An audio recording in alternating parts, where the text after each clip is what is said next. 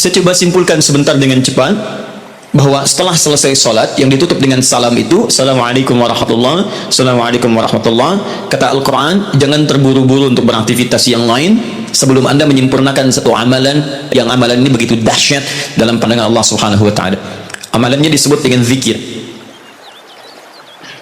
Di tulisan kami sudah disebutkan rincian amalan plus dengan dalil-dalilnya. Ya, saya persingkat. Tema kita adalah tentang amalan pasca salat. Di bagian kedua ini, baik, ini tema kita. Kemudian amalan besarnya adalah zikir.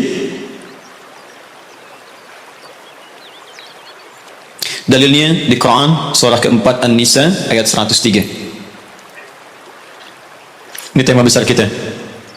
فَإِذَا قَضَيْتُمُ الصَّلَاةَ فَاذْكُرُوا اللَّهَ. Fokus. Maka jika Anda telah tuntas mengerjakan salat, segeralah berzikir kepada Allah Subhanahu wa Ta'ala. Ingat, amalan pasca salat yang diutamakan apa? Zikir. Saya mau tunjukkan pada Anda satu hal yang sangat mendesak. Kenapa amalan ini begitu sangat ditekankan oleh Al-Quran?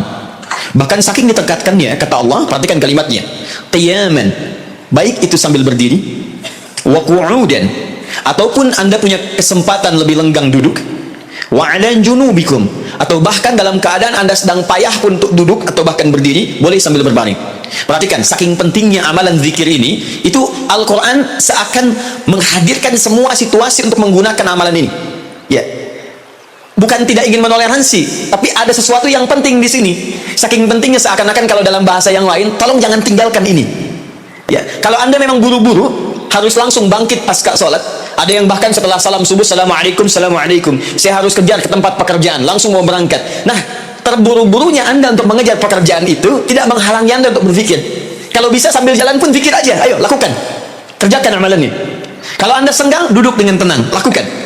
Kalau amalan ini tidak penting, mustahil Anda diminta untuk mengerjakannya, sekalipun dalam pekerjaan yang sifatnya darurat Anda mesti lakukan. Paham sampai sini? Baik, nah nanti kita akan lihat apa rahasianya amalan-amalan ini, zikir ini. Kemudian kita nanti akan urutkan seperti pertemuan lalu telah saya turunkan beberapa bagian-bagiannya. Nanti kita akan gali apa esensi dan rahasia di balik kalimat-kalimat zikir yang kita sampaikan itu. Baik, saya percepat. Zikir seperti pertemuan lalu adalah setiap aktivitas yang mampu mengingatkan dan mendekatkan kita dengan Allah Subhanahu wa Ta'ala. Jadi ada dua nih. Satu ingat, kedua dekat. Awas, ini selalu menyatu, terkait berkelindan, tidak akan pernah berpisah. Di orang yang ingat Allah pasti memiliki kedekatan dengan Allah. Jelas ya? Baik, jadi kalau cuma ingat tidak membuat dia dekat, ini bermasalah. Ketika seseorang ingat pada Allah, hubungannya menjadi dekat dengan Allah. Ketika menjadi dekat, maka dia akan dipelihara oleh Allah Subhanahu wa Ta'ala. Dipelihara dari maksiat dan segala yang menyulitkan dia dalam kehidupannya. Makanya mustahil ada orang berzikir tapi berbuat maksiat kepada Allah. Apa nih? Meleknya akhir TV. Jangan, itu bir. Oh, pakai bismillah dulu lah, mungkin berkurang dosanya dikit. Enggak bisa. Jadi tidak akan bersanding taat dengan maksiat. Anda ingat Allah, mustahil berbuat maksiat. Ya, maaf, seorang karyawan yang ingat Allah tidak akan bermaksiat dalam pekerjaannya. Seorang ibu istri yang ingat Allah tidak akan bermaksiat dalam rumah tangganya. Seorang anak yang ingat Allah tidak akan pernah bermaksiat dalam kehidupannya. Maka dari itu, nanti kita akan lihat puncak zikir, apakah hanya dalam pasca sholat saja atau dalam aktivitas yang lainnya. Maka yang pertama, ini akan membantu mengingatkan dia kepada Allah. Yang kedua, membuat hubungannya dekat dengan Allah Subhanahu wa Ta'ala. Nah, amalan ini ada setidaknya 6-7 amalan. Hari ini saya janjikan untuk mengurutkan amalan-amalan ini. Ya, saya ingin tes dulu apakah Bapak Ibu masih ingat atau tidak. Satu apa? Istighfar. Istighfar. Saya tuliskan satu, istighfar. Apa dalilnya? Cepat saja, kalau tidak tahu katakan apa? Allahu a'lam. Baik, masih ingat? Saya sebutkan kemarin hadis Nabi di riwayat Muslim, hadis 591. Masih ingat? Baik, ini ada istighfar. Baik, yang kedua apa? Allahu a'lam. Enggak ada, Bu. Allahu a'lam. Assalamualaikum warahmatullahi wabarakatuh. Assalamualaikum warahmatullahi wabarakatuh. Astagfirullah, astagfirullah, astagfirullah. Allahu a'lam, Allahu a'lam. Enggak ada. Baik. Baik, kita lihat ini istighfar atau masuk kepada kalimat thayyibah. Dalilnya Quran surah keempat ayat 103, kan? Kemudian yang kedua, bisa juga bacaan Al-Quran. Bacaan Al-Quran. Baik, Quran surah ke-15 dalilnya ayat ke-9. Ya inna nahnu nazzalna dzikra. Kami telah turunkan Al-Quran sebagai zikir. Jadi kalau Anda baca Al-Quran, itu Anda sedang berzikir. Kemudian bisa juga hafalan Al-Quran. Anda menghafal misalnya. Baik. Misal Anda tidak membaca, tapi selesai sholat Anda membacakan ayat-ayat Quran sebagai hafalan. Ada ayat kursi misalnya, ada 3 surah yang terakhir, ada kemudian ayat pertama sampai 5 misalnya, Al-Baqarah, ya ada ayat-ayat yang lainnya, hafalan misalnya. Begitu Anda bacakan, Anda sedang berzikir. Dalilnya Quran surah ke-54, ayat 17, ayat ke-22, ayat 32, ayat ke-40. Ketika Allah menyebut para penghafal Quran, menyebutnya dengan proses berzikir. Walaqad yassarnal Qur'ana lidzikri. Kami telah mudahkan Al-Quran sebagai zikir. Ya, hafalan di sini zikir, untuk dihafal, untuk berzikir. Jadi kalau Anda pasca salat kemudian membaca ayat-ayat Quran dalam hafalan bukan menggunakan mushaf, maka Anda sedang berzikir kepada Allah Subhanahu wa taala. Dan nilainya 4 kali lebih banyak dibandingkan dengan yang membaca. Ya. Nah. Apa? Doa. Doa itu juga sebagai zikir. Ya, Quran surah ke-7 misal dalilnya ayat 205. Wadhkur rabbaka fi nafsika tadarruan wa khifatan wa dunal jahri minal qaul. Ketika Allah meminta kita berdoa, kalimat doanya dalam bahasa perintah menggunakan kata zikir. Wadhkur rabbaka. Ayo minta, berdoa, sebut zikir kepada Rabbmu dalam dirimu dengan perasaan penuh, harap penuh, ketawaduan. Minta kepada Allah. Jadi ketika Anda diminta untuk memohon berdoa kepada Allah, kalimat doa itu menggunakan zikir. Jadi ketika Anda sedang berdoa, Anda sedang berzikir. Bukankah saat berdoa Anda ingat kepada Allah? Bukankah saat berdoa keadaan Anda menjadi lebih dekat dengan Allah? Nanti kita akan lihat doa apa yang biasa dibaca Nabi pasca sholat dan seperti apa cara memohonnya. Ada rahasianya. Anda tidak menggunakan ini sangat disayangkan. Anda kehilangan momentum, dipercepat untuk memudahkan seluruh proses kehidupan Anda. 5, masih ingat? Sholat. Sholat. Nanti ada lagi amalan. Pasca sholat ada sholat. Di begitu selesai Assalamualaikum, Assalamualaikum, kapan kemudian ini kita mesti tunaikan sholat yang ini? Dan ada rahasianya juga. Bahkan sholat yang ini boleh jadi akan memberikan syafaat dengan izin Allah kepada hamba-hamba yang dirasakan kurang amalnya. Karena ketika amalan-amalan fardu tidak bisa menolong Anda dari proyek akhirat yang telah Anda cita-citakan untuk masuk surga itu, maka yang akan dicari pertama kali diantaranya adalah amalan yang ini. Maka Anda ketinggalan dari itu yang bisa membuat situasi tegang saat di akhirat. Hati-hati, Anda ketinggalan handphone, perasaan luar biasa sedihnya. Balik lagi ke Anur, dicari-cari lewat CCTV. Tapi Anda ketinggalan yang sunnah, kenapa tidak Anda buru kemudian? Tadi nggak sholat sunnah, besok lagi, Masya Allah, belum tentu besok dia hidup. Dalilnya Quran surah ke-20 ayat ke-14.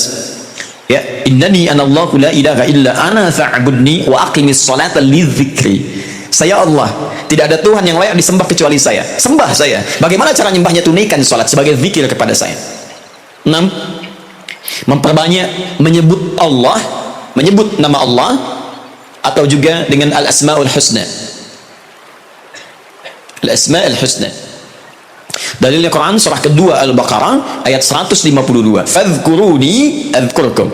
Ayo cepat sebut nama saya, maka aku pun akan mengingatmu. Aku menyebutmu. Dia orang yang selalu ingat Allah, nanti Allah akan ingat pada dia. Nanti saya kasih tahu rahasia yang paling besar. Bahkan ada orang yang saat membutuhkan ya dalam persoalan kehidupan kepada Allah, sebelum dia minta, karena Allah telah mengingatnya, Allah ringankan aktivitas kehidupan dunianya. Dia bukan nggak punya masalah, jadi kayaknya nggak kelihatan punya masalah, cuman setiap akan mengalami masalah diringankan oleh Allah sehingga seakan-akan nggak punya masalah. Nanti ini akan sangat menentukan bagian yang ke-6 ini, apakah hidup kita akan semakin mudah atau mendapati kesulitan yang berliku. Sebut nama Allah. Ya, bagaimana cara menyebutnya? Bisa disebut nama Allah langsung, bisa disebut dengan Asmaul Husna. Di mana dalilnya? Quran surah ke-17 nanti dari ayat 110 sampai 111-nya. Di ayat 111 tegas dikatakan, "Qulidullaha." Ayo sebut Allah, panggil, katakan Allah. Awidur Rahman atau Ar-Rahman, ayyamma tad'u falahul asmaul husna.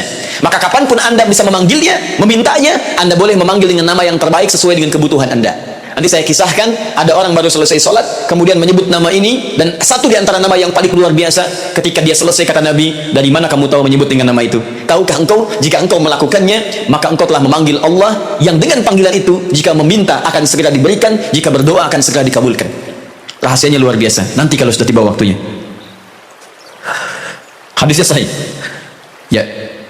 Saking sahihnya ini ditempatkan oleh Sayyid Qutb di dalam satu kitab yang Al-Aqaid Al-Islamiyah, padahal kitabnya tentang akidah, ketika membahas tentang asma wa sifat, nama-nama Allah Subhanahu wa taala. Hadis ini dimasukkan, padahal hadis ini amalan tentang amalan pasca salat. Ketujuh, bagian terakhir. Ini adalah indikator yang paling penting, yang terakhir ini sampai saya pisahkan tersendiri dalam aktivitas harian. Zikir paripurna. Ini yang zikir paripurna.